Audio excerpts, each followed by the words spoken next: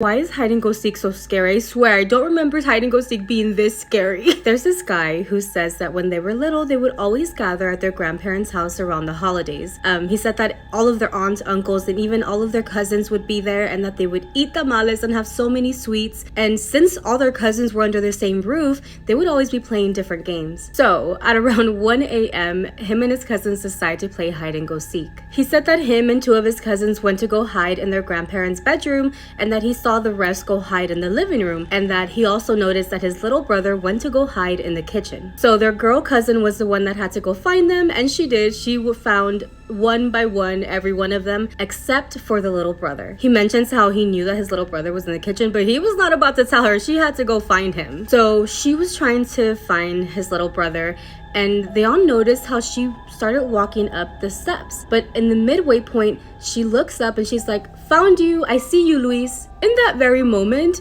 everything went silent. He says that even the adults who had been in the living room, like conversating with each other, stopped talking. Like everything just went quiet. And he mentions how he can see the cousin standing next to him, and he was like, "We all went pale, like my blood felt like it rushed down to my body." He said that at that very moment, his brother, who had been hiding in the kitchen this entire time, says, "I'm not up there, I'm in the kitchen," and he started celebrating because he won the game. He said that when his brother said that, the rest of the cousins who had not seen that he went to hide in the kitchen were like, "What the hell?" because they expected the boy to come down the steps, being that their cousin found him in the second floor. So when he didn't come down from there and instead came from the kitchen, they all started looking at each other like, "What the fuck," right? So they were all confused, and without even like agreeing with each other, they all just started walking towards the girl that was midway through the stairs. He said that he was one of the smallest cousins, but he decided to go up in front of everybody. He said that their girl cousin was still like midway through the stairs, like without knowing what to do because she saw somebody on the second floor. And being that he was the one in front of everybody, he said that by the time he got to where their cousin was, he also saw something. He saw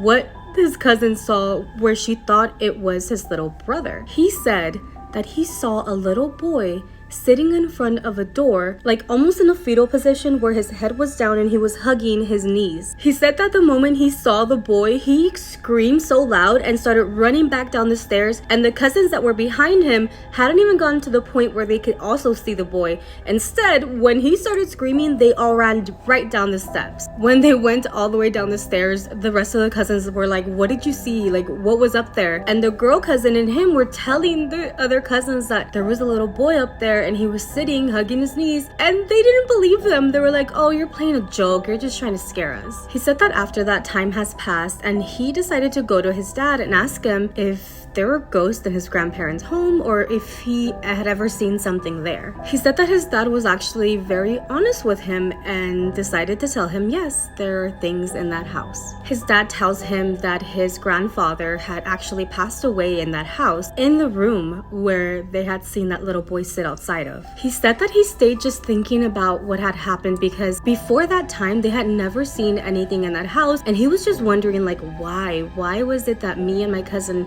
saw it that day? He says that he doesn't know why it happened, but he would like to think that maybe his great-grandfather is still there, still taking care of them, and still, you know, trying to be protective, or at least he hopes that is the case. Anyway, what do you guys think? I got this story from Relatos de la Noche. I'm gonna put the video here if you want to go listen to it in Spanish. It is the very first video in that YouTube video. Do you guys want to go play hide and go seek?